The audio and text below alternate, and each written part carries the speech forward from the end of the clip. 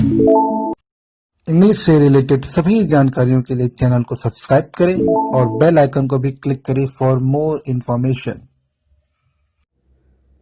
नमस्कार दोस्तों, मैं हूं कृष्णा गुप्ता और आप देख रहे हैं टॉक विद इंग्लिश। आज की जो वीडियो है इसमें हम साफ साफ बात करने वाले हैं use of belong to. Belong to का यूज़ क्या होता है, उसको यूज़ कैसे करते हैं और उसको हम यूज़ तो करते हैं, ट्रांसलेशन कैसे करते हैं, how to translate belongs to in Hindi और इन इंग्लिश।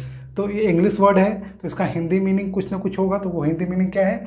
किसी से संबंधित, किसी वस्तु से संबंधित, किसी व्यक्ति से संबंधित, किसी जगह से संबंधित। तो उसके लिए भी हम बिलोंग टू का यूज़ करते हैं। एक और, हक जताने के लिए भी हम बिलोंग्स टू का यूज़ करते हैं। किसका यूज़ करते हैं? बिलोंग टू का। और एक और सेंस आता है, हिंदी में बोलते हैं ये उसका है, ये मेरा है ना। तो का है आता है, वह परिवार वहाँ का है।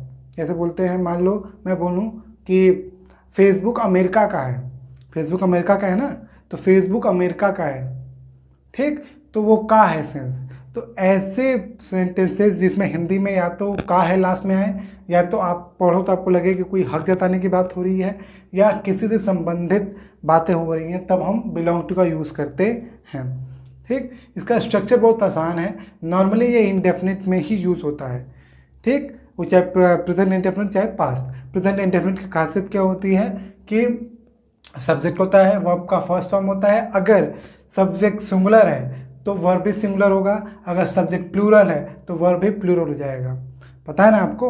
और आपको यही पता होना चाहिए कि सब्जेक्ट नॉर्मल फॉर्म में प्लूरल होता है, अरे sorry, verb verb normal form में क्या होता है? प्लूरल होता है। तो उसको सिंगुलर करने के लिए हम एस या ईएस ये जोड़ते हैं। मैं यहाँ बता दे रहा हूँ, एस या ईएस हम जोड़ते हैं। कहाँ जोड़ते हैं? यहाँ जोड़ते हैं।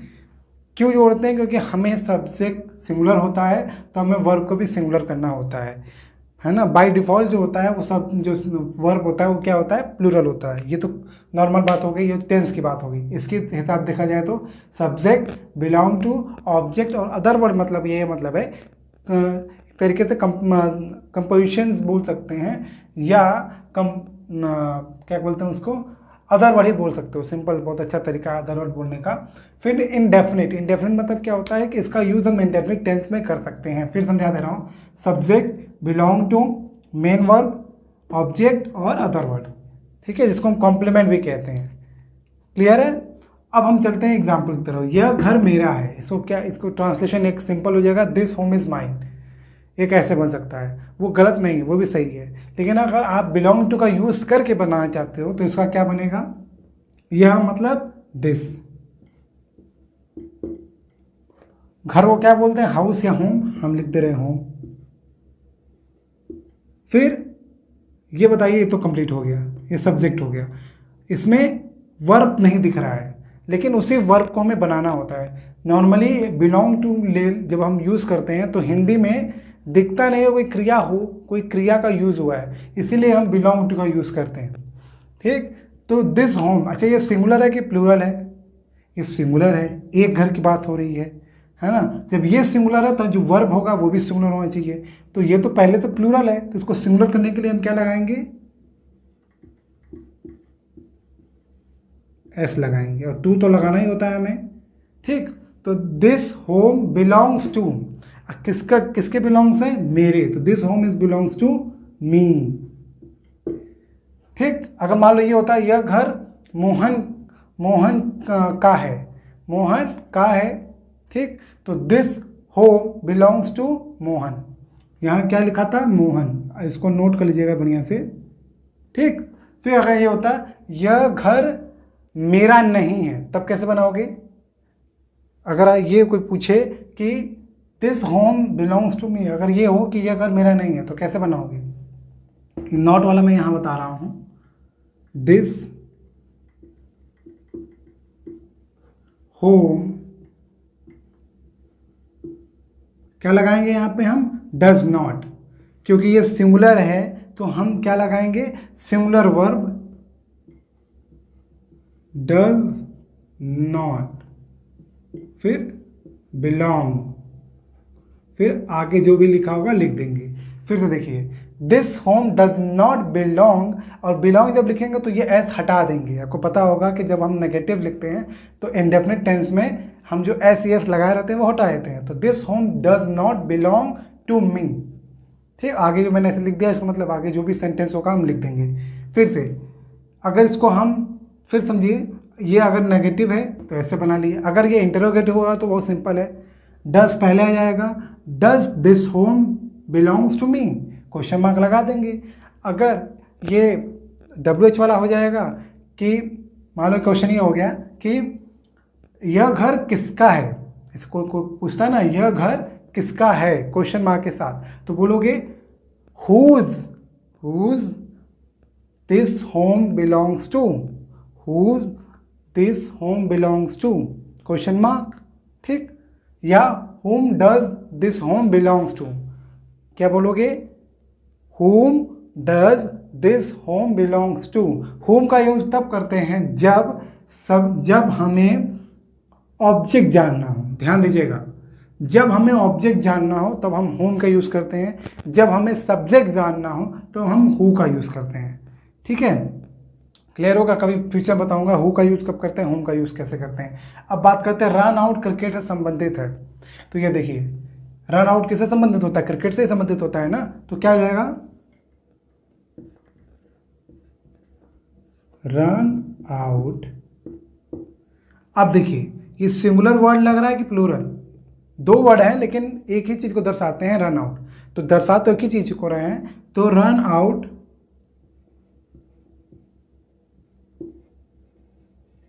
Belongs to cricket.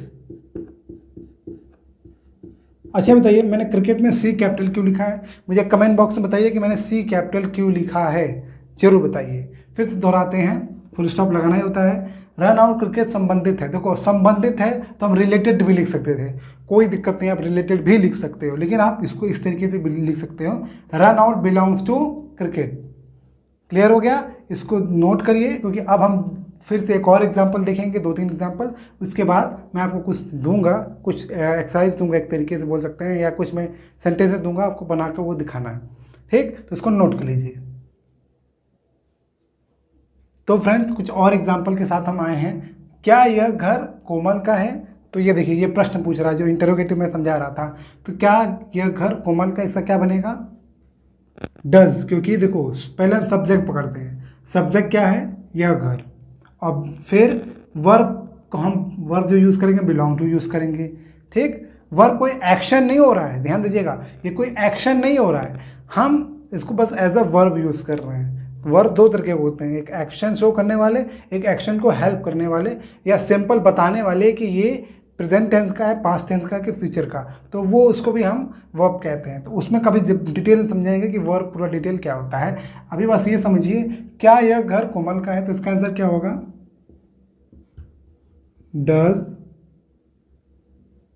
Does use होगा, फिर डज दिस हाउस या दिस होम, आप हाउस भी लिख सकते हो, डज दिस हाउस। अब बताइए क्या होगा, अगर इसको हम इंटरोगेटिव बनाते हैं तो पहले डज आता है, फिर दिस, फिर हाउस, फिर क्या आता है वर्ब आता है, तो वर्ब क्या आएगा बिलोंग टू, एस हट जाएगा, एस क्यों हटेगा क्योंकि हमने डज का यूज किया है। Does this house belongs to Komal, full stop. Komal ध्यान दीजिएगा, कोमल एक प्रॉपर नाउन है इसलिए के कैपिटल से मैंने स्टार्ट किया है। Does this house belongs to Komal और क्वेश्चन मार्क। ठीक, समझ में आ गया। अगर ये पूछता, मान लीजिए पूछता कि क्या ये घर सरकार का है, तो क्या हो जाता है does this house belongs to government. Clear, अगर यही पूछे क्वेश्चन वर्ड के साथ यह घर कोमल का क्यों है, तो क्यों जाएगा why does this house belongs to Komal, यहाँ हम क्या लिख देंगे वाई, और यहाँ क्वेश्चन पूछ क्या हटा के हम क्या पूछ देंगे यह घर कोमल का क्यों, यहाँ हम क्यों पूछ देंगे क्यों है, तो आंसर हो जाएगा इंग्लिश में मतलब translation why does this house belongs to Komal. Clear है, तो एस तभी लगाएंगे जब वो पॉजिटिव सेंटेंस में हो, अफर्मेटिव में हो तभी, और तब लगाएंगे जब सब्जेक्ट सिंगुलर होगा, क्योंकि हमें वर्ब को भी सिंगुलर करना होता है। करण सिंह परिवार का है, देखो सिंह परिवार मैंने एक चीज छोड़ दिया है, ये होगा ये। ठीक, इसका मतलब क्या है कि ये पर्टिकुलरली सिंह तो यहाँ सिंह परिवार का मतलब कोई एक सिंह परिवार है, एक फैमिली है जो पूरी सिंह परिवार की है। तो करण जो है वो सिंह परिवार का है, अर्थात करण सिंह परिवार से संबंधित भी है और हिंदी में का भी सेंस आ रहा है और हक भी जता रहा है, ऐसे भी हम बोल सकते हैं। ऐसे करण बिलोंग्स टू सिंह फैमिली, ठीक, सिंह फैमिली। तो जो करण है वो सिंह फैमिली से बिलोंग करता है, मतलब उससे उसका उस परिवार का है। अच्छा बताओ अगर यहाँ था होता तो, अगर यहाँ था होता तो क्या हो जाता? बिलोंग्स टू, ध्यान दीजिएगा, बिलोंग्स टू, ठीक।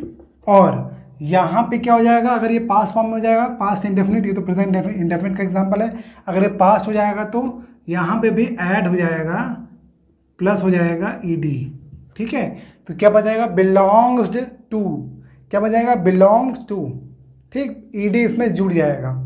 फिर समझा दे रहा हूँ, अगर ये पास्ट इंडेफिनिट हो जाएगा, मतलब अगर मैं इसको बोलूँ कि ये पास्ट इंडेफिनिट है, अगर ये पास्ट में हो जाएगा तो पास्ट में क्या हो जाता है? सब्जेक्ट बिलोंग्स टू, वर्ब का सेकेंड फॉर्म से बोलते हैं, फिर ऑब्जेक्ट, फिर अदर वर्ड, सेम वही चीज़ है, बस बिलोंग्स टू हो जाएगा। और क्या चेंज होगा? मान लो यहाँ था हो जाएगा। अगर मैं इसको बनाऊं तो देखो, अगर मान लो मैं इसको यहाँ था कर रहा हूँ, ठीक, तो यहाँ क्या हो जाएगा अभी बताता हूँ। और फिर यहाँ इसको भी था करते हैं तो क्या हो जाएगा जरा बताइए तो मुझे कमेंट बॉक्स में। वैसे अभी बता ही दे रहा हूँ मैं कुछ दूंगा, वो आपको करना है। इसका हो जाएगा डिड, आपको पता होगा हेल्पिंग वर्ब क्या होता है? Did this house belong to. अब देखिए बिलोंग यहाँ पे ईडी लिखा है, ये भी जब इसको हम नेगेटिव या इंटरोगेटिव बनाते हैं तो वर्ब का फर्स्ट फॉर्म आ जाता है, मतलब ये जिस फॉर्म में भी हो वो बदल जाएगा फर्स्ट फॉर्म में। तो यहाँ देखिए फर्स्ट फॉर्म बदल गया। अब ये देखिए करण बिलोंग टू, तो क्या हो जाएगा? करण बिलोंग्ड टू सिंह फैमिली। ये जो है ये बिलोंग्स टू, ये नहीं रहेगा। फिर से समझिए, करण बिलोंग टू सिंह फैमिली, अगर यहाँ था होगा तो। अब बोलो फ्यूचर में, ऐसे वह कोमल का घर होगा, तो यहाँ विल लगा देंगे बस। क्या कहते हैं, डिड नहीं लगाएंगे, विल। ऐसे क्या वह घर कोमल का होगा, तो will this house belongs to Komal, यहाँ विल लग जाएगा अगर ये फ्यूचर में हुआ तो, ठीक। तो अगर फ्यूचर में हुआ तो होगा हम बोलते हैं का होगा, पास्ट में होगा तो का था या की थी, ऐसे हो जाएगा। और प्रेजेंट में तो का है। अगर फिर समझा रहा हूँ, अगर फ्यूचर में होगा तो क्या हो जाएगा? विल दिस हाउस, और यहाँ होगा होगी जैसा शब्द आ जाएगा, और यहाँ विल या शैल का यूज करके जैसे हम टेंस बनाते हैं ठीक वैसे ही बना सकते हैं। एकदम क्लियर हो गया। अब मैं कुछ दे रहा हूँ आपको टास्क, वो करिए। वीडियो अगर अच्छी लगी तो वीडियो मुझे बताइएगा जरूर कमेंट बॉक्स में कि वीडियो कहाँ पे आपको डाउट है, कहाँ परेशानी है। चलो मैं आपको 3 सेंटेंस दे रहा हूँ जो आपको बनाना है। पहला प्रेजेंट टेंस में बनाना है, जैसे यह नदी मेरा नहीं है, यह नदी मेरी नहीं है, नदी छोड़िए तालाब, ये तालाब मेरा नहीं है। इसको बनाना आपको, फटाफट मुझे कमेंट बॉक्स में बताइए। यह तालाब मेरा नहीं है, पहला। दूसरा इसका एग्जाम्पल है, तुम हमारे परिवार की नहीं हो, तुम हमारे परिवार की नहीं हो। मान लो झगड़ा हुआ तो जो माता पिता हैं अपनी बेटी को बोलना है भाई तुम हमारे परिवार की नहीं हो, तो तुम हमारे परिवार की नहीं हो, ठीक। फिर एक और बनाना है एग्जाम्पल के लिए, जैसे बोल दूं, यह पेन किसी अच्छे विद्यार्थी का होगा। ये तो मार्कर है, पेन बाद मैं सिंपल एग्जांपल दे रहा हूँ। यह पेन किसी अच्छे विद्यार्थी का होगा। चलिए तीनों बनाइए, मुझे तीनों बना के मुझे दिखाइए कमेंट बॉक्स में, देखता हूँ, मैं आपको रिप्लाई दे दूंगा आपका सही है गलत है। तो ये आपको करना है। कोई डाउट परेशानी हो तो कमेंट बॉक्स में क्वेश्चन पूछ सकते हैं। साथ में वीडियो को लाइक करिए, जितना हो सकता है उतना दोस्तों को शेयर करिए। इसी के साथ हम वीडियो को एंड कर रहे हैं। अगर आपको वीडियो अच्छा लगा है तो ज़रूर अपने दोस्तों को शेयर करिए। आपने वीडियो देखा उसके लिए आपका बहुत बहुत धन्यवाद। Thank you so much for watching this video.